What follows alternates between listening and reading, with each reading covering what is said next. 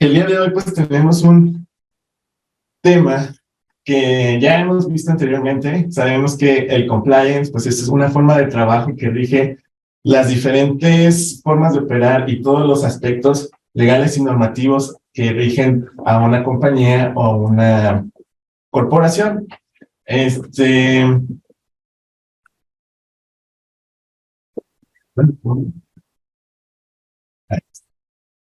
Bueno, dentro de el estudio de lo que es el compliance podemos encontrar diferentes definiciones a la hora de buscar una definición. Para mí, esta que mostramos en pantalla fue la más concisa y la que mejor describía el término compliance aplicado a nuestra área de trabajo.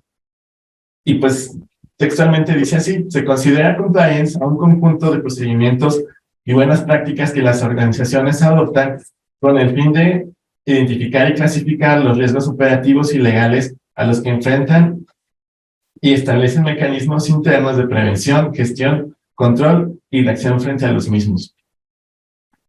De esta forma, se puede considerar que el cumplimiento es una forma específica dentro de las empresas encaminada a detectar y gestionar riesgos de incumplimiento de las obligaciones regulatorias bajo la que opera una organización, ya que, como sabemos, el incumplimiento de una ley o determinada normativa puede suponer una pérdida de reputación para la empresa, además de las pérdidas económicas y materiales que en su caso pueden aplicar.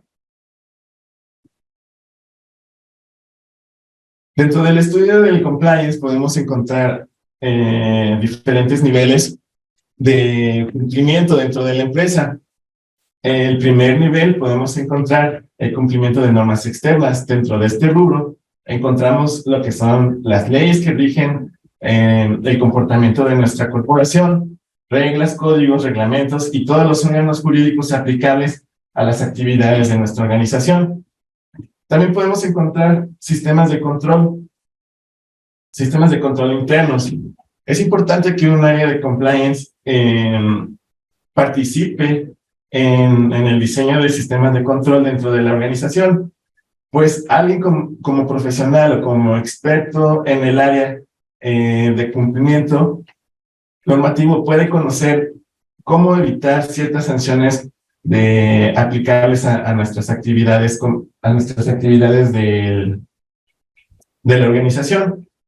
Sin embargo, también se tiene que asegurar que este conocimiento llegue a cada una de las personas y colaboradores que participan en la elaboración de las actividades de la organización.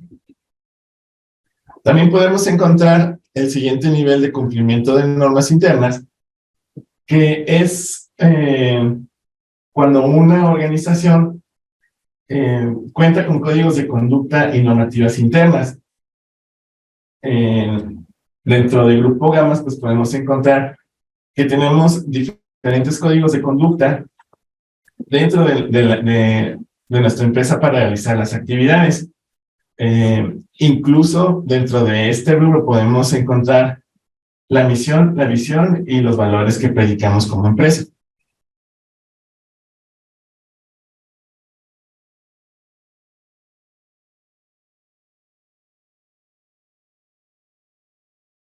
¿Cuál es la función del compliance dentro de la empresa?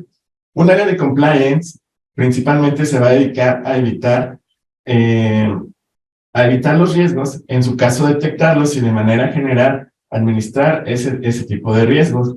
Dentro de las principales funciones que tenemos como área de compliance es identificar riesgos de incumplimiento a los que se enfrenta una empresa y asesorar a los colaboradores sobre estos riesgos que tenemos de incumplimiento. También participamos en el diseño y la implementación de controles para proteger a una empresa de esos riesgos. Otra de las funciones es monitorear e informar sobre la eficacia de los controles y manejo de exposición de las empresas a ciertos riesgos que tenemos en la aplicación de la normatividad hacia nuestra empresa. Otra de las funciones que hacemos, pues, es asesorar, ¿no? Asesorar a la empresa y asesorar a los colaboradores sobre las normas y controles a los que está sometido su actividad o la actividad en general como empresa. Recordemos que el entorno legislativo en los que una empresa se desarrolla cada vez es más abundante y complejo. Entonces, surge de ahí la necesidad de que las organizaciones cuenten con áreas especializadas en cada una de las áreas para el manejo y administro de los riesgos que pueden conllevar alguna multa o sanción. Y bueno, dentro del Grupo Gamas, pues no es la excepción y contamos con un equipo de profesionales dedicados a revisar y vigilar el cumplimiento aduanero dentro de la empresa. A continuación, pues el tema que vamos a ver es el compliance aplicado directamente al procedimiento aduanero que llevamos dentro de la empresa. Para esto, pues me permito ceder la palabra a mi compañera Yamile. Muy buenos días. A continuación yo les voy a explicar un poco de lo que es compliance aduanero. Compliance aduanero es un punto clave en nuestra empresa para llegar a prevenir multas o sanciones al llevar a cabo las operaciones del día a día.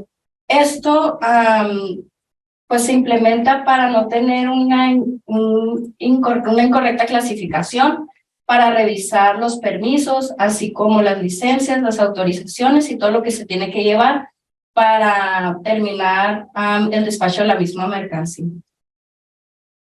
Compliance es todo tipo de cumplimiento de normas y permisos que van para la importación y la exportación de las mercancías.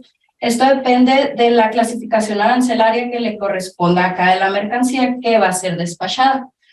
El no llevar a cabo estas revisiones puede conducir a infracciones o incluso sanciones o también la detención de mercancías y de la misma operación. Se le denomina cumplimiento aduanero a todas las obligaciones que tiene que llevar a cabo una empresa que trabaja en comercio exterior. Estas obligaciones incluyen la clasificación arancelaria, así como la valoración aduanera y el despacho de la misma mercancía. Todo esto es muy importante para asegurar que la importación y exportación de esto se realice correctamente y así evitar riesgos en las operaciones o pues igual no multas y sanciones.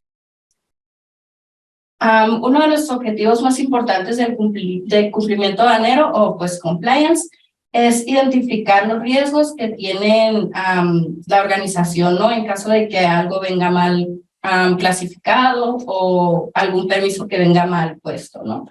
También se pueden evitar sanciones por medio de la revisión de estos documentos antes de que se despache la mercancía. Y es muy importante el asegurar el correcto cumplimiento de las regulaciones y restricciones no arancelarias. Con esto le cedo la palabra a mi compañera Alessia. Hola, buenos días. Como dijo mi compañera, para realizar el procedimiento de cumplimiento aduanero deben de cumplir con diferentes obligaciones. En este caso, ella mencionó lo que es el despacho aduanero, la valoración aduanera y la clasificación arancelaria. Vamos a ver estos tres temas para conocer un poco más sobre sus conceptos. En el artículo 35 pueden ustedes observar lo que es el despacho, la definición del despacho aduanero, en el cual nos dice que se entiende por despacho aduanero el conjunto de actos y formalidades relativos a la entrada de mercancías al territorio nacional y su salida del mismo que de acuerdo con los diferentes tráficos y regímenes aduaneros establecidos en el presente ordenamiento deben realizar ante la aduana las autoridades aduaneras y quienes introducen, extraen mercancía del territorio nacional, pues ya sean los consignatarios, destinatarios, propietarios, poseedores, tenedores en las importaciones y en las exportaciones, así como los agentes aduanales o las agencias aduanales. Eso significa que es todo el procedimiento desde que comienzan con su pedimento hasta modular el transporte, todo el conjunto para realizar el despacho aduanero. El tráfico aduanero lo podemos encontrar en el artículo 11, que nos habla de que las mercancías pueden introducirse al territorio nacional o extraerse en el mismo mediante el tráfico marítimo, terrestre, ferroviario, aéreo, fluvial, vía postal o por otros medios que son los ductos y los cables. En los ductos puede ser el gas, en los cables la electricidad. Para los regímenes aduaneros los pueden encontrar en el artículo 90 de la ley aduanera. Esto es para todas las mercancías que se introduzcan al territorio nacional o se extraigan del mismo y pueden ser destinadas a regímenes aduaneros, como lo son el definitivo, que puede ser importación o exportación, el temporal, que puede ser importación o exportación, el tránsito de mercancías, que puede ser interno o internacional, así como el de elaboración, transformación o reparación de recintos fiscalizados. Los recintos fiscalizados estratégicos y el del depósito fiscal. La valoración aduanera. ¿Qué es la valoración aduanera? Es un procedimiento que es aplicado para determinar el valor de las mercancías. Esto es muy importante porque así podemos conocer los impuestos que se genera alguna mercancía al ser importada. Para realizar la valoración aduanera existe un método. Son 6 métodos de valoración. Estos los pueden encontrar en los artículos del 71 al 78 de la ley aduanera. Estos métodos son el método de valoración, el método de transacción de mercancías idénticas, el método de valoración de mercancías similares, el método deductivo, el método de valor reconstruido y el método de última instancia.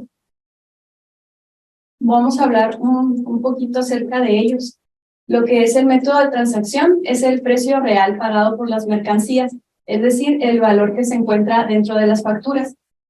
En este valor se le suman sus incrementables, como son todos los gastos que pueden generar, como pueden ser fletes, seguros, etc. El valor de transacción de mercancías idénticas es para calcular el valor comparándolo con una mercancía que sea idéntica. Para esto, tiene que tener diversas características, como son características físicas, calidad y de prestigio comercial, como tiene que haberse producido en el mismo país de objeto de valoración, que sean producidos por el mismo productor de la mercancía que es objeto de valoración, deben de haberse vendido en el mismo país y deben exportarse al mismo tiempo o al momento aproximado que la mercancía que es objeto de valoración. El valor de transacción de mercancías similares es parecido al de mercancías idénticas, solo que en este caso deben de ser similares y deben de tener ciertas características que sean semejantes en su composición y características, que tienen que cumplir las mismas características del objeto de valoración y que sean comercialmente intercambiables. También se tienen que producir en el mismo país y el mismo productor y por el mismo productor, y que las mercancías se hayan vendido en el mismo país de importación.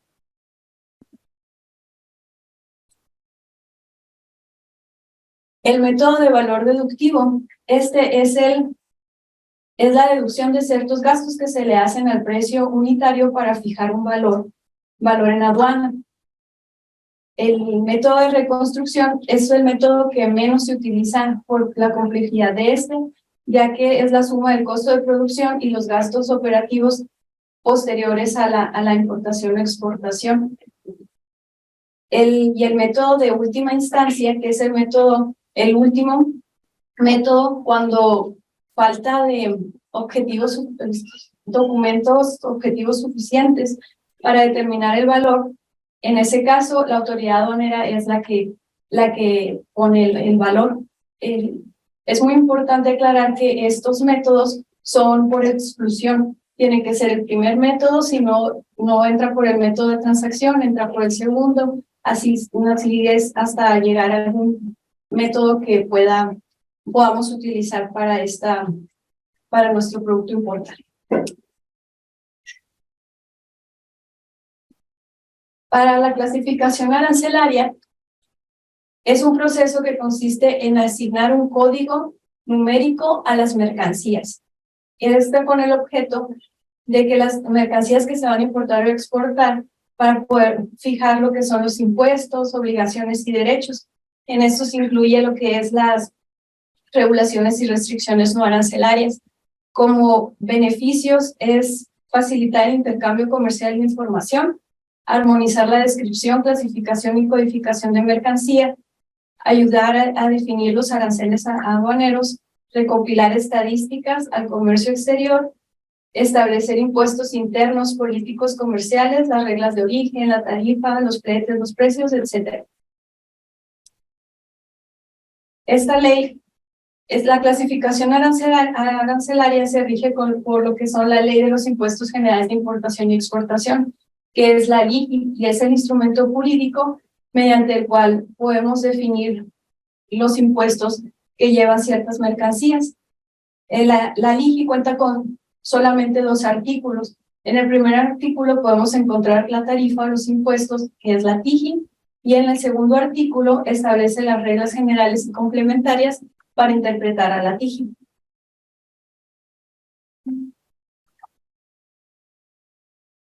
Lo que es la estructura actual de la TIJI está compuesta por 22 secciones, 98 capítulos, 1.229 partidas, 5.395 subpartidas, 7.895 fracciones arancelarias y 5.858 NICOs. Para la estructura de la clasificación arancelaria, podemos ver que está compuesta de 8 dígitos. La fracción arancelaria es compuesta de 8 dígitos. Cuando se agregan los últimos 2 dígitos, que son el NICO, se convierte en clasificación arancelaria. En este caso, la fracción está compuesta por el capítulo, que son los 2 dígitos, que sería el capítulo 61. La partida son 4 dígitos, que está compuesto por la 6106. La subpartida son los 6 dígitos, que es 610610. Y lo que es la fracción arancelaria es los 8 dígitos, que sería la fracción completa 61061002.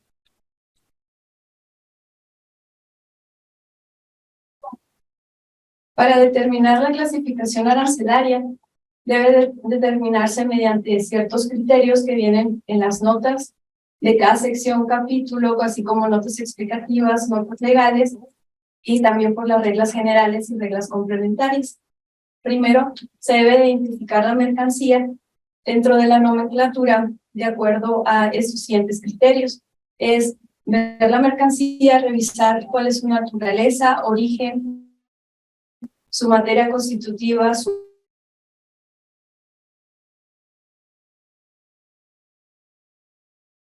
uso, su función. La abejita es un animal vivo, es un insecto. En este caso, primero nos tenemos que ubicar en la sección 1, nos dice que están los animales vivos. Ya teniendo esta sección, nos vamos al capítulo. En el capítulo 0 nos habla de lo que son los animales vivos. En ese caso, tenemos que determinar ahora la partida. ¿Cuál es la partida que nos habla donde podemos ubicar a la abejita? En este caso, yo les sugiero que siempre lean todas las partidas para descartar cualquiera que sea, en la que pueda entrar nuestro producto a importar, a clasificar. En este caso, pues vemos que son caballos, asnos, mulos y búlgaros vivos. Pues no aplican. Nos vamos a la siguiente partida. Animales vivos de especies bovinas, tampoco aplican. En el tercero son animales vivos de especie porcina, tampoco aplican. Animales vivos de la especie ovina o caprina, tampoco aplican. Nos vamos a la siguiente partida y vemos que gallos, gallinas, patos, gansos y pavos, pintados de especies domésticas vivas, tampoco aplican. Entonces nada más nos queda la última partida que dice que los demás animales vivos. En ese caso, ahí vamos a ubicar la abejita.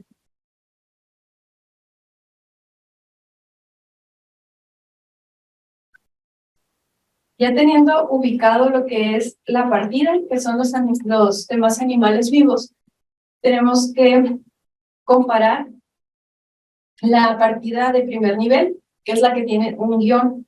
No podemos comparar la partida de primer nivel con la partida de segundo nivel, siempre tiene que ser partida de primer nivel con partida de primer nivel, partida de segundo nivel con partida de segundo nivel. En este caso, vamos a comenzar. Sabemos que la abeja es un insecto. Nos vamos a la primera, dice mamíferos, no es. La segunda dice que son reptiles, tampoco es. Aves tampoco. Y vemos que tenemos insectos. En ese caso ya tenemos ubicada nuestra abejita en lo que son los insectos. Ahora sí tenemos que comparar la partida de segundo nivel, que en este caso son abejas y las demás.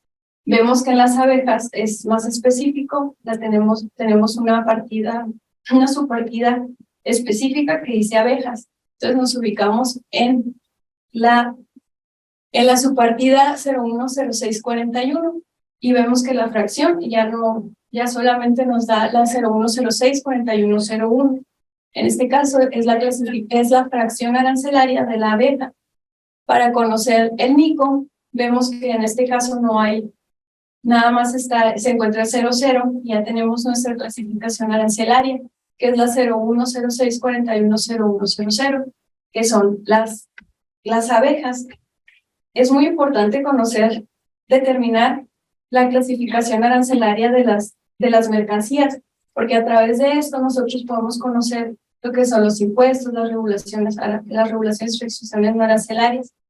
Derivado de esto, se deriva todo lo que es el despacho de nuestras mercancías, porque así podemos conocer qué es lo que necesitamos cumplir para poder importar o exportar alguna mercancía. Pero las regulaciones y restricciones arancelarias, ahorita mi compañero Alejandro les va a platicar un poco más acerca de esto. Muchas gracias. Sí, bueno, pues no podemos dejar de, hablando de cumplimiento aduanero, pues no podemos dejar de lado o dejar de mencionar las regulaciones y restricciones no arancelarias. Si bien el pago de aranceles es primordial dentro del comercio exterior, también debes asegurarte de que el tipo de producto que vamos a importar o exportar cumpla con las regulaciones y restricciones no arancelarias.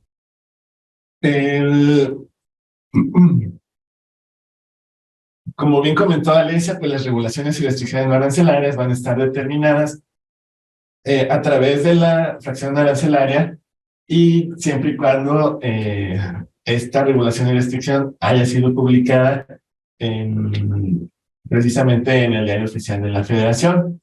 Las regulaciones y restricciones arancelarias son una medida por la que los gobiernos regulan o restringen la entrada y salida de mercancías entre los diferentes países para controlar el flujo de las mismas.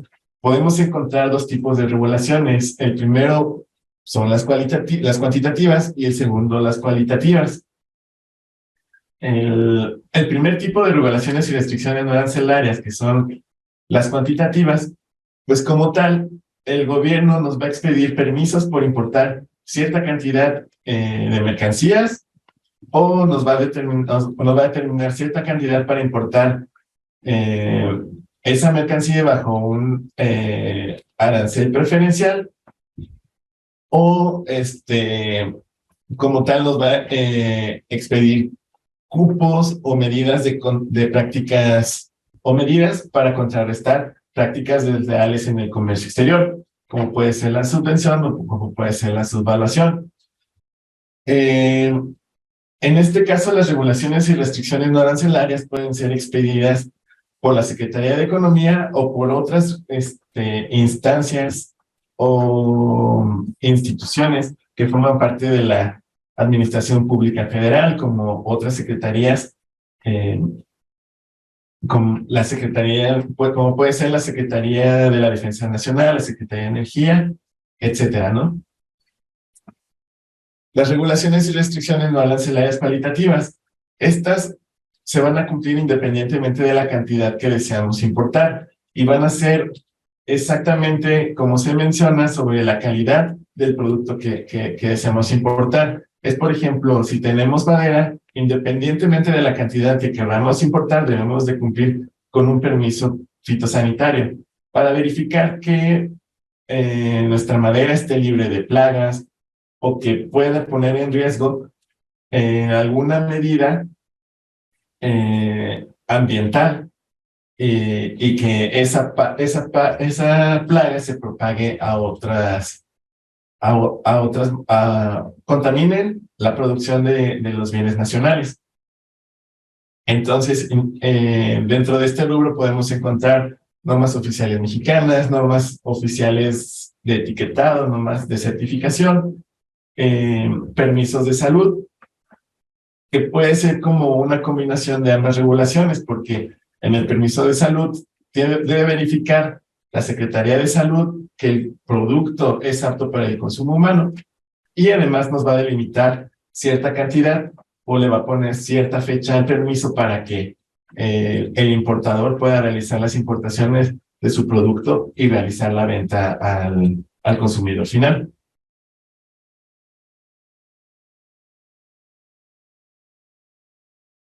Bueno, ¿por qué son importantes las regulaciones y restricciones no arancelarias? Aquí podemos encontrar dos perspectivas hacia las regulaciones y restricciones no arancelarias. El primero es porque los gobiernos basan en ellas, en las regulaciones y restricciones no arancelarias, el diseño de su política comercial. Es decir, a través de las regulaciones y restricciones no arancelarias, el gobierno va a permitir mayor flujo de ciertas mercancías o restringir, incluso prohibir el flujo de otras mercancías. Ya a un nivel más empresarial, a nivel agencia aduanal o a nivel importador, podemos ver que cobran gran importancia el cumplimiento de regulaciones y restricciones no arancelarias, debido a que su incumplimiento suelen conllevar sanciones muy graves que incluso ponen en riesgo, además de una multa o sanción económica, el que nosotros tengamos acceso a la mercancía que pretendemos importar. Y bueno, pues ya sabemos que puede llevar como sanción incluso la cancelación o suspensión de una patente aduanal. Y bueno, dentro de las funciones de una regulación y restricción arancelaria, pues nos sirve para equilibrar la balanza de pagos, impedir prácticas desleales del comercio exterior, también regular la entrada de productos usados o desechos, responder también a regulaciones y restricciones que nos ponen en otros países, es decir, si Estados Unidos nos pone regulaciones y restricciones a la importación de vehículos fabricados en México, México puede responder de la misma forma a vehículos importados de Estados Unidos. Actualmente, pues, nuestros tratados y acuerdos internacionales nos dan soporte para que no suceda esto de manera deliberada, pero sí hay en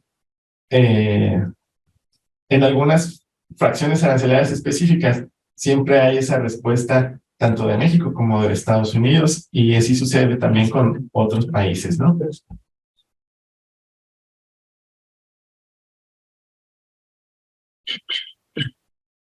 Las regulaciones y restricciones no arancelarias en México son establecidas por la Secretaría de Economía.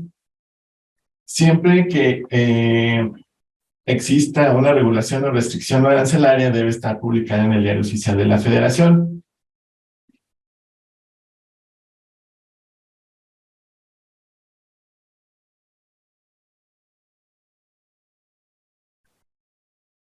Dentro de las regulaciones y restricciones no arancelarias que tenemos en México, pues vamos a encontrar normas oficiales mexicanas o conocidas como NOMS. Dentro de estas normas, pues ya sabemos que existen normas de certificación y normas de etiquetado o de información comercial. También tenemos certificaciones y regulaciones, restricciones no arancelarias, como puede ser un permiso fitosanitario. Tenemos lo que llamamos cuotas compensatorias, que es para prevenir o contrarrestar prácticas desleales en el comercio exterior. En este caso, podemos comentar el caso con China, que siempre ha sido una lucha interminable para atacar casos de subvención con el gobierno chino, que suele ser un tanto desleal en prácticas del comercio exterior. También contamos con regulaciones y restricciones, los llamados permisos previos, que son precisamente permisos que tienes que obtener a través de las diferentes secretarías para poder importar tu mercancía. Tenemos cupos, que literalmente es cuando la Secretaría de Economía nos da el permiso de importar cierta cantidad de mercancía. Y también tenemos el marcado del país de origen. Esto para que el país al que llega la mercancía pueda identificar plenamente que la mercancía, si se le está aplicando un trato preferencial, haya garantía de que efectivamente ese producto fue fabricado en el país con el que se tiene un tratado o un acuerdo.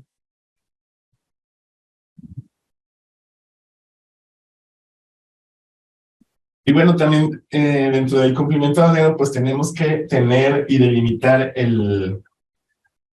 tenemos que tener muy claro cuál es el alcance de nuestro marco jurídico. Esto incluye las infracciones y sanciones en operaciones aduaneras. Estar informado de las regulaciones y restricciones no arancelarias dentro de una operación aduanera es de suma importancia para prevenir riesgos e errores innecesarios al momento de importar o exportar una mercancía. Las infracciones y sanciones ocurren no solo cuando se incide cuando se incide intencionalmente en un acto ilícito, sí, cuando se incide intencionalmente, sino también se incide por desconocimiento de la ley. Es decir, que el desconocer la ley, el cometer un acto ilícito por desconocimiento de la ley, no nos va a atenuar una sanción o infracción en materia de operación aduanera.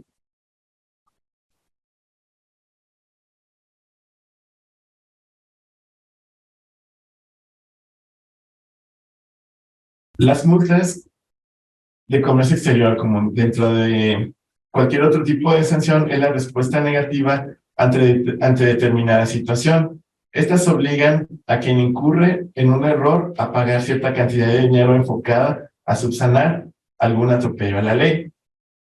En la legislación aduanera, las sanciones suelen ser bastante desproporcionadas al acto ilícito que estamos cometiendo.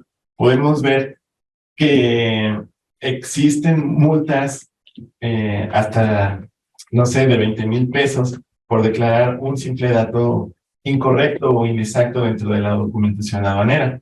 Entonces, esto lo hace la autoridad buscando ser correctivas en situaciones futuras, es decir, que aprendamos la lección, ¿no? Que si ya cometimos un error en COBE, pues establezcamos los mecanismos internos para corregir esa situación y que no nos vuelva a suceder.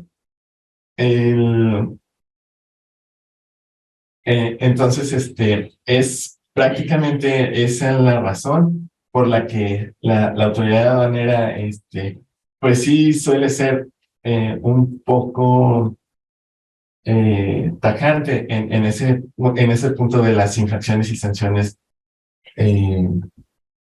que aplican a nuestras operaciones aduaneras. Y bueno, sí, es verdad que este tema de infracciones y sanciones aduaneras es un tema muy amplio. Sí requiere un estudio detallado de cada uno de los supuestos que pueden aplicar para infracción en nuestras operaciones aduaneras. Podemos ver que existen, como les comentaba, infracciones por declarar un simple dato general inexacto, hasta infracciones y sanciones que procede el embargo preventivo de nuestra mercancía, y no solo de nuestra mercancía, sino también de los medios de transporte, y incluso también se castiga fuertemente con multas que incluso superan el valor de nuestra mercancía. Y bueno, para aquellos entusiastas que les gusta el estudio del comercio exterior,